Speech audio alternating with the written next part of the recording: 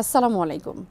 মাত্র ৩ দশক আগে ফ্রান্স ও যুক্তরাজ্যের সাথে মিলে যুক্তরাষ্ট্র কুর্দিস্তানে যৌথভাবে অপারেশন প্রোভাইড কমফোর্ট পরিচালনা করেছিল।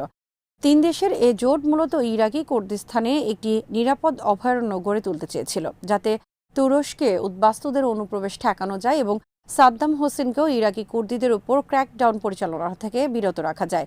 সেই পরিস্থিতি এখন অনেকটাই বদলে গেছে। সাদ্দাম শাসনেরও অবসান হয়েছে। ভূরাজনৈতিক বাস্তবতাও অনেকটা পাল্টেছে। যুক্তরাষ্ট্রের কুর্দি নীতির পরিবর্তন ও তুরস্ক ইরাকি কুর্দিদের সম্পর্কের অতীত, বর্তমান ও ভবিষ্যৎ নিয়ে থাকছে আজকের প্রতিবেদন।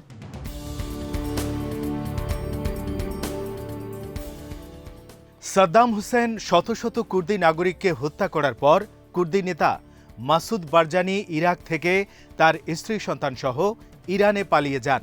সাদ্দামের পতনের পর তারা আবার ইরাকে ফিরে আসেন, তবে খালি হাতে নয়। এখন তারা কয়েক বিলিয়ন টাকার সমমূল্যের সম্পদের মালিক। আর ভাগ্যের নির্মম পরিহাস যে সাদ্দাম হোসেন একটা সময় তাদের সম্প্রদায়ের অসংখ্য লোককে হত্যা করেছিলেন, সেই সাদ্দামের গড়া প্রাসাদ ও দামি দামি অট্টালিকাতেই তাদের বসবাস।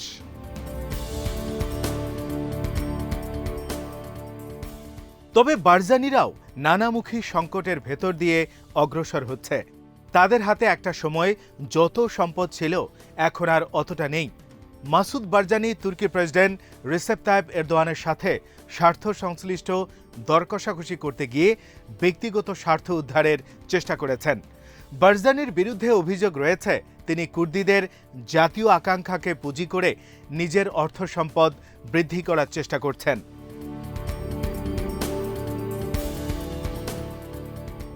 কুর্দিস্তান ডেমোক্রেটিক পার্টি কেডিপির সাথে তুরস্কের সম্পর্ক বেশ উষ্ণ। তুরস্কের সাথে ইরাকি কুর্দিস্তানের দীর্ঘ সীমানা রয়েছে, তবে তুরস্ক সাধারণভাবে কুর্দি এবং তুর্কি ট্রাক চালকদের জন্যই এই সীমান্তটি উন্মুক্ত করে। এই ট্রাকগুলো দিয়ে সস্তায় তেল পরিবহন করা হয়।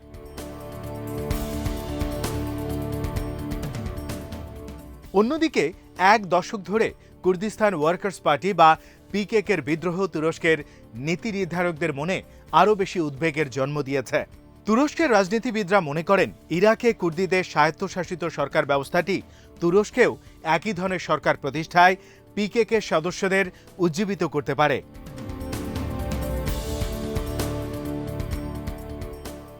কুর্দি স্বায়ত্তশাসনকে পুরোপুরি নস্যাৎ করতে না পারলেও অন্তত সংযত রাখার জন্য তুরস্ক নানা ধরনের কৌশল অবলম্বন করেছে। যেমন তুর্কি সেনারা নিয়মিত বিরতিতে ইরাকি ভূখণ্ডে প্রবেশ করে অভিযান চালিয়ে পিকেকে দমনের চেষ্টা করছে।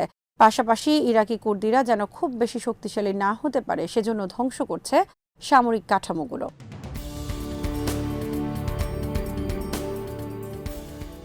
এই অঞ্চলের রাজস্বের মালিকানা নিয়ে বিরোধকে কেন্দ্র করে ১৯৯৪ থেকে ১৯৯৭ সাল পর্যন্ত কুর্দিদের দুই গ্রুপ গৃহযুদ্ধে লিপ্ত ছিল। তুর্কিরা এ সুযোগে সেখানে পিস মনিটরিং ফোর্স নামে নিজস্ব সেনাবাহিনী মোতায়েন করে। কুর্দিদের কোনো গ্রুপই তুর্কিদের এই সেনা মোতায়েনকে ভালোভাবে গ্রহণ করেনি। পাশাপাশি তুরস্ক ইরাকের কুর্দিস্তানে ব্যাপকভাবে তুর্কি সস্তা পণ্যের বাজার সৃষ্টি করে।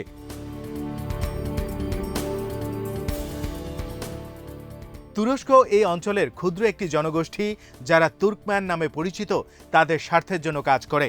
তুরস্ক দীর্ঘদিন থেকে যুক্তরাষ্ট্রের কাছে দাবি জানিয়ে আসছে যাতে তারা ইরাকি তুর্কম্যানদের সাথে একটি চুক্তি স্বাক্ষর করে। এরকম একটি চুক্তি হলে তুর্কম্যানরা আনুষ্ঠানিক স্বীকৃতি পেতে পারে। তুর্কম্যানদের সাথে রয়েছে তুরস্কের নিবিড় যোগাযোগ। ২০০৩ সালে যুক্তরাষ্ট্র নেতৃত্বাধীন সেনারা ইরাক আক্রমণ চালানোর আগে তুরস্কের কাছে ট্রানজিট সুবিধা চেয়েছিল, কিন্তু তুরস্ক মার্কিনীদের সেই প্রস্তাব ফিরিয়ে দেয়। এরপর মার্কিনীরা কুর্দিদের আরও বেশি পৃষ্ঠপোষকতা দেয়া শুরু করে।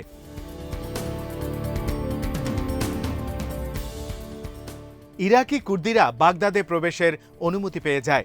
সেই সাথে নতুন নতুন অনেক ভূখণ্ডের উপর তাদের আধিপত্য প্রতিষ্ঠিত হয়। কিরকুকের আশেপাশে কয়েকটি তেল ক্ষেত্রেও ইরাকি কুর্দিরা নিয়ন্ত্রণ করতে শুরু করে। আর ২০০৬ সালে কুর্দি নেতা জালাল তালাবানি প্রথম কুর্দিশ হিসেবে ইরাকের প্রেসিডেন্ট নির্বাচিত হন। এর পেছনে ছিল যুক্তরাষ্ট্র, ফ্রান্স ও ইসরায়েলের সমর্থন।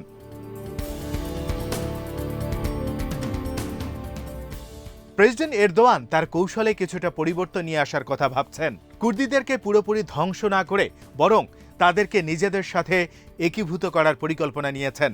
এরদোয়ান বারজানির সাথে নতুন করে চুক্তি করার কথাও ভাবছেন। তুরস্ক ইরাক সীমান্তের বিস্তীর্ণ এলাকা এখন বারজানি নিয়ন্ত্রণ করেন।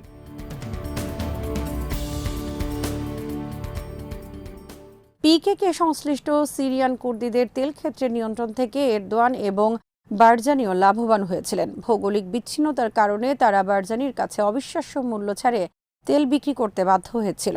আবার তারা তুরস্কের কাছেও সামান্য কম ছাড় দিয়ে একই জ্বালানি বিক্রি করেছিল।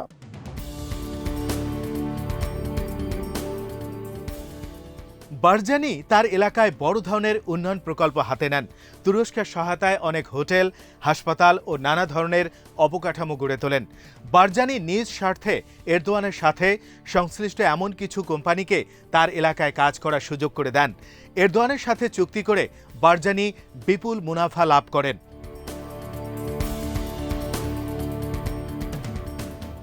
পশ্চিমা দেশগুলোর অভিযোগ, বারজানি তুরস্কের গোয়েন্দা সংস্থাকে নিজের নিয়ন্ত্রিত এলাকায় স্বাধীনভাবে কাজ করার অনুমতি দেন।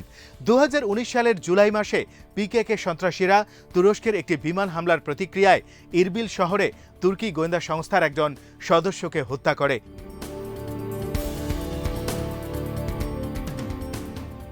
এরপর থেকে তুরস্কের সাথে ইরাকি কুর্দিস্তানের বারজানি প্রশাসনের নিরাপত্তা সহযোগিতা আরও বাড়তে থাকে। এতে পশ্চিমা সমর্থিত পিকেকে বেশ চাপের মুখে পড়ে। বারজানি এই ঘটনায় খুব একটা বিব্রত হননি। তিনি সামগ্রিক নিরাপত্তাহীনতার উপর দায় চাপিয়ে বেঁচে যান। তবে এ ঘটনায় বারজানি পুত্র মাসরুরের সাথে তুর্কি গোয়েন্দাদের নিয়মিত যোগাযোগের অভিযোগ ওঠে। আসলে ইরাকের কুর্দিস্তানে তুরস্কের প্রভাব দিন দিন বাড়ছে। স্বায়ত্তশাসিত কুর্দিস্তানের সাথে তুরস্কের যে চুক্তি হয় তা দুই নেতার ব্যক্তিগত আগ্রহেই হয়েছে। এরদোয়ান ছাড়া সেকুলাররা যদি তুরস্কের ক্ষমতায় আসে তারা এই চুক্তিকে বাতিল করা হতে পারে এমন প্রচারণা আছে। কিন্তু এরদোয়ান জাতীয় নিরাপত্তার স্বার্থে যেসব চুক্তি হয় তা বাস্তবায়নে অনমনীয়। ফলে বারজানির প্রতি এরদোয়ানের সমর্থন হয়তো আগামী দিনে আরও বাড়বে।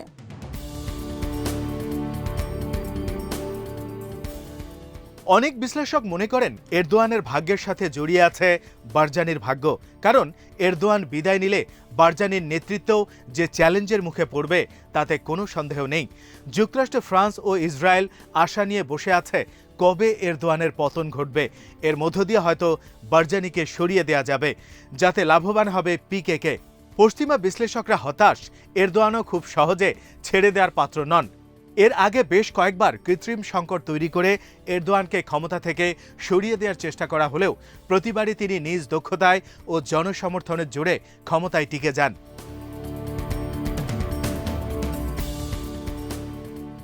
বারজানি বর্তমানে তুরস্ক ও মার্কিনীদের মিত্র হিসেবে ধরা হয়, কিন্তু মাসুদের প্রতি পশ্চিমা বিশ্বের অনীহা রয়েছে।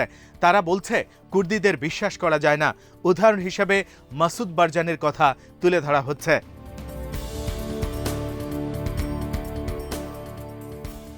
সাদ্দাম হোসেন অসংখ্য কুর্দিকে হত্যা করার মাত্র 8 বছর পরেই মাসুদ বারজানি সাদ্দামকে আপন করে নিয়েছিলেন। ফলে ইরাক, তুরস্ক বা অন্য যার সাথেই বারজানি এই মুহূর্তে সম্পর্ক রাখুক না কেন, প্রয়োজনে একসময় শত্রু ইরানের সাথে সখ্যতা গড়ে তুলতেও বারজানি দ্বিধা করবে না। যুক্তরাষ্ট্র কুর্দিস্তানের বিষয়ে এখনও বারজানির ওপরই এককভাবে নির্ভর করছে। এছাড়া সামনে আর কোনো পথ খোলা নেই।